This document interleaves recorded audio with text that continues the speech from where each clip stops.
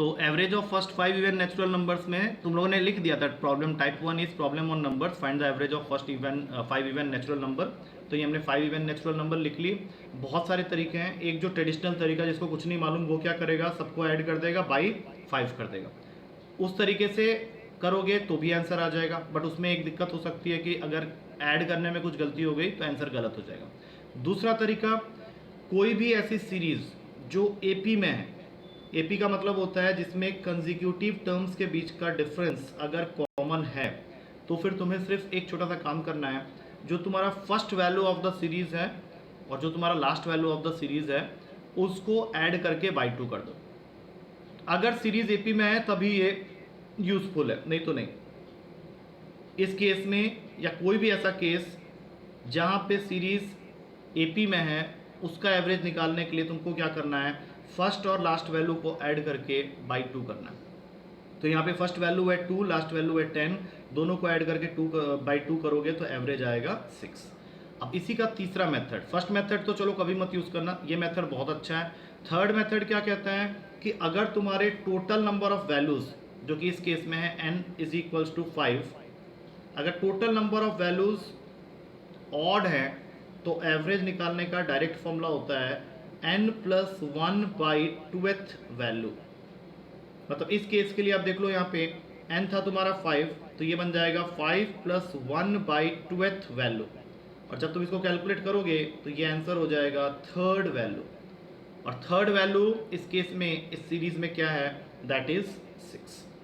I think तीनों तरीके समझ में आ गए। पहला, अगर टोटल नंबर ऑफ वैल्यूज के थ्रू कर रहे हो तो टोटल नंबर ऑफ वैल्यूज अगर ऑड है, और याद रखना सीरीज एपी में जरूर होना चाहिए, अगर सीरीज एपी में है तो एवरेज निकालने का फॉर्मूला हो गया n plus 1 by 2th value. दूसरा, जिसको मैंने बेस्ट मेथड बोला है, उसमें तुमको क्या करना है कि अगर तुम्हारा सीरीज एपी में है तो फर्स्ट वैल्यू और लास्ट वैल्यू को ऐड करके बाई 2 करोगे, डायरेक्ट एवरेज मिल जाएगा। कुछ भी नहीं याद आ रहा है तो फिर सिंपल जैसा पहले करते थे, पांचों वैल्यूज का सम कर दो अपॉन 5 कर दो, टोटल नंबर ऑफ वैल्यूज, तुम्हारा आंसर आ जाएगा। अब इसी तरीके से सेकंड टाइप में चलेंगे, वहां पे तुम्हारा क्वेश्चन है, यस एनी डाउट? हाँ बोलो।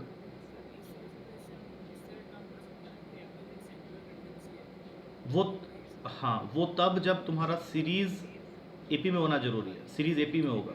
वो जो तुम कह रहे हो वो मीडियन हो जाएगा। फिर मीडियन के लिए जरूरी नहीं कि तुम्हारा जो वो एपी हो, वो फिर मिडिल मोस्ट वैल्यू को तुम मीडियन बना देगा। एवरेज के लिए जरूरी नहीं, एवरेज में तुमको फिर ये देखना पड़ेगा कि तुम्हारा जो सीरीज है वो एपी में है या नहीं। ठीक है, वो थोड़ा सा देख लेना। मीडियन और एवरेज मीन जो होता है उसमें ये छोटा सा फर्क होता है। अच्छा, इसी का सेकंड क्वेश्चन बना देते हैं। इसमें मैंने दिया है find the average of first 10 odd numbers. अब ये क्वेश्चन पहले करके देखो, find the average of first 10 odd numbers.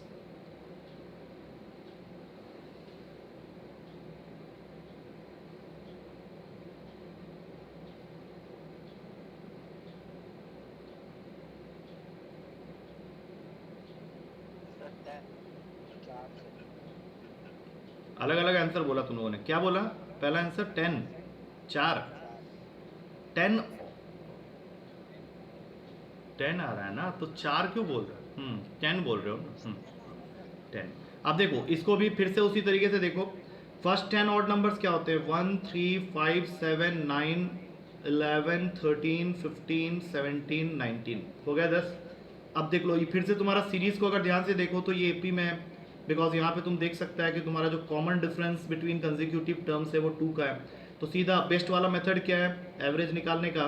पहला वैल्यू ले लो, आखिरी वैल्यू ले लो। फर्स्ट वैल्यू है 1, आखिरी वैल्यू है 19, दोनों को ऐड किया, बाई 2 किया, 20 बाई 2, आंसर आ गया 10। अच्छा, दूसरा फॉर्मूला जो मैंने दिया था उसके हिसाब से अभी यहाँ पे तुम्हारा टोटल नंबर ऑफ वैल्यूज हो गया 10, which is a even number. तो अगर तुम्हारा कोई ऐसा सीरीज है जो एपी में है और उसके total number of terms even है, तो उसमें एवरेज निकालने के लिए तुमको क्या करना पड़ेगा?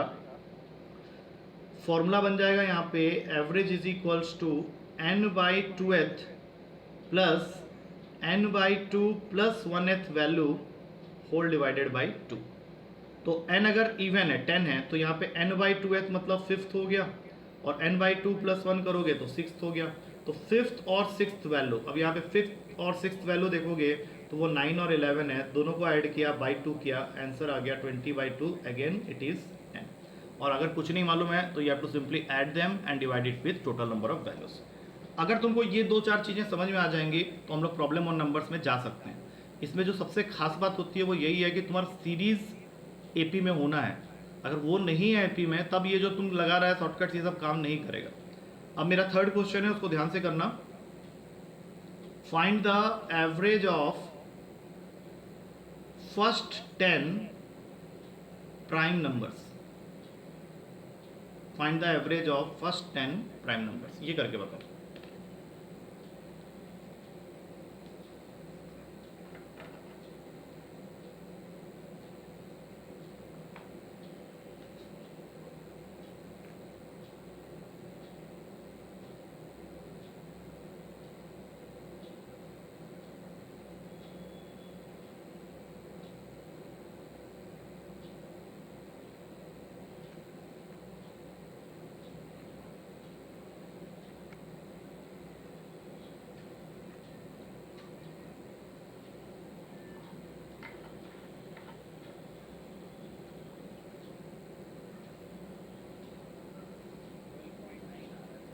कितना आ रहा है? 12.9। Okay, what about others? बाकी लोग बताओ, थोड़ा देखें। अगर 2-3 बच्चों का सेम आंसर आ जाएगा तब हम लोग एज्यूम करेंगे सही है, otherwise we have to do it and find out. Yes, 12.9 सबका आ रहा है। पहले तो प्राइम नंबर्स बताओ कौन कौन से होंगे फर्स्ट 10 प्राइम नंबर्स। 2, 3, 5, 7, 11, 13, 17, 19, 23, 29। अब इसको कभी भी गलती से ऐसा मत कर देना कि फर्स्ट और लास्ट वैल्यू को ऐड करके y2 कर देना, क्योंकि इसमें देखो तुम्हारा जो स्पेसिंग है, या you can say this is not in AP, क्योंकि जो कॉमन डिफरेंस है वो सेम नहीं है। तो यहाँ पे तुमको करने के लिए दूसरा वाला तरीका यूज़ करना पड़ेगा। तुम यहाँ पे वो भी नहीं कर सकता कि टोटल नंबर ऑफ वैल्यूज 10 है एंड 10 है, वो फॉर्मूला भी नहीं लगेगा। तो तुमको फाइनली उसी फर्स्ट मेथड में जाना पड़ेगा। You have to simply add them and divide it with total number of values. एक बार एडिशन कर लेते हैं, चेक कर लेते हैं आंसर सही है कि नहीं। 2 + 3 होता है 5, 5 + 5 10, 10 + 7 17 + 11 28 + 13 41 + 17 58 + 19 77 + 23 100 + 29 129 और टोटल 10 वैल्यूज है, डिवाइड किया, बिल्कुल सही आंसर था 12.9। अब चलते हैं अगले क्वेश्चन की तरफ। अगला क्वेश्चन तुम्हारे पेपर में 2-3 बार ऑलरेडी आया हुआ है। क्वेश्चन पूछ रहा है find the average of all 2-digit numbers, find the average of all 2-digit numbers which remains unchanged even if the digits are interchanged,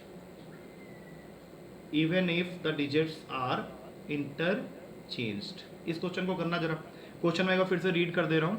find the average of all 2-digit numbers which remains unchanged even if the digits are interchanged.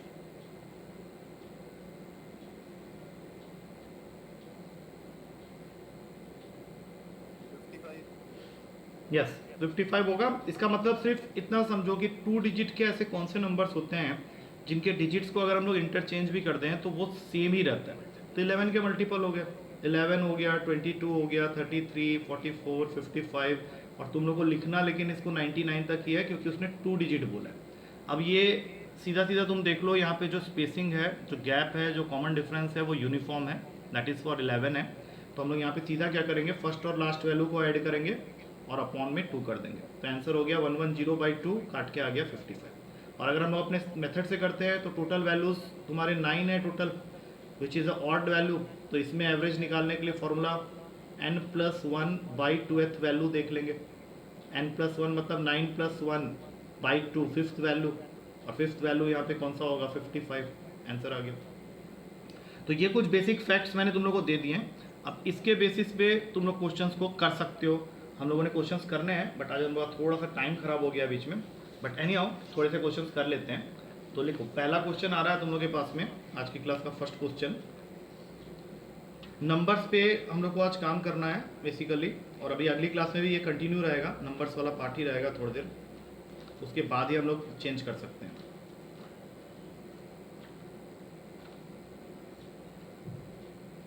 लिखो, पहला question है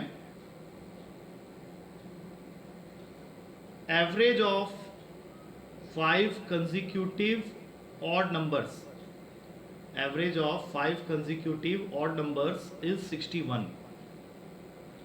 average of 5 consecutive odd numbers is 61. तुमको बताना है difference between highest and lowest number, difference between highest and lowest number. ठीक है, तो यहाँ पे अब देखो, इन क्वेश्चंस को पहले हम लोग एक्स वैक्स लगा के करते थे, वो सब मत करना. तुम्हारे पास में कंसेक्यूटिव ऑड नंबर्स 5 हैं और उसका एवरेज दिया हुआ है 61, तो सीधी सी बात है 61 आ गया तुम्हारे बीच में.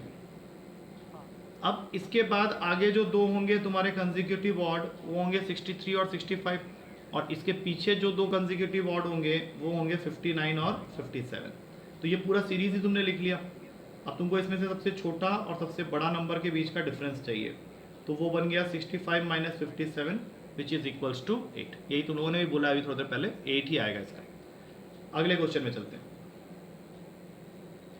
अगला क्वेश्चन है, तुम्हारे पास में 3 वैल्यूज हैं ए बी एंड सी, और इसका एवरेज दिया हुआ है कैपिटल एम, और साथ में एक कंडीशन और अटैच है कि a B plus B C plus C a is equals to 0. और तुमको एवरेज फाइंड करना है, find the average of A square B square and C square. इसका एवरेज बताना है.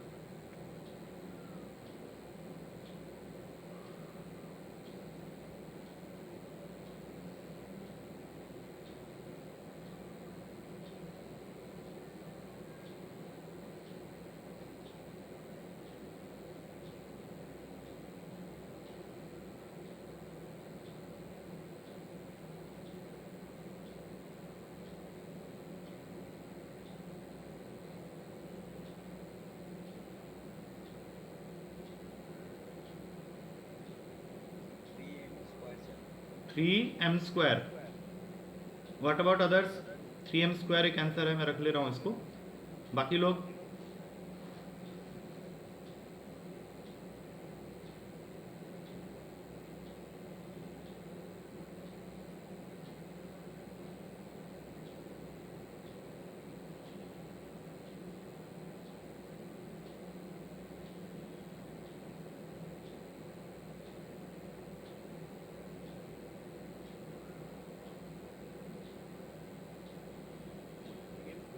एम स्क्वायर ही आ रहा है. चलो देख लो एक बार जल्दी से.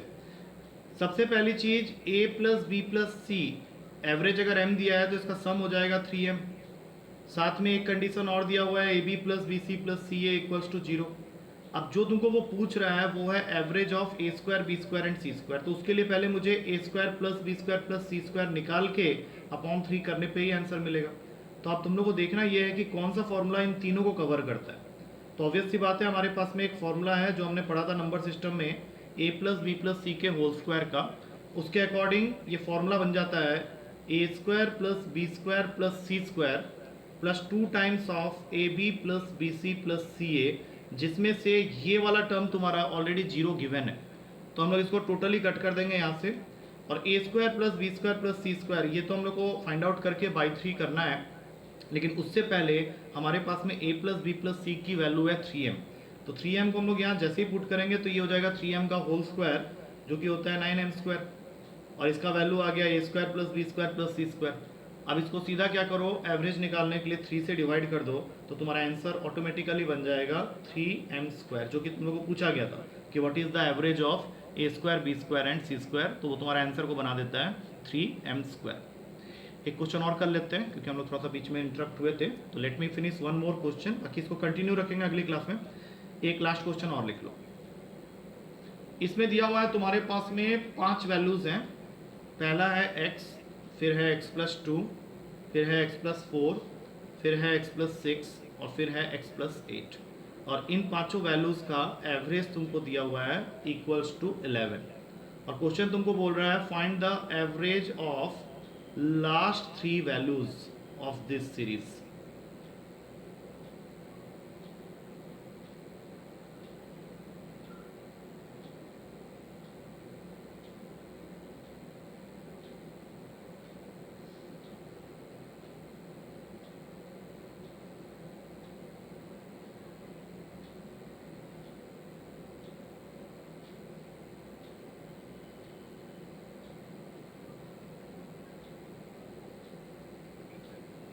यस, कितना आ रहा है?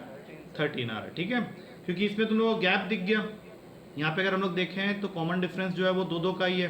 तो ऐसे केस में हम लोग क्या करते हैं, सीधा 5 वैल्यूज हैं तो जो सबसे बीच वाला वैल्यू है वही तुम्हारा एवरेज हो जाएगा, जिसकी वैल्यू ऑलरेडी तुम्हें गिवन है 11।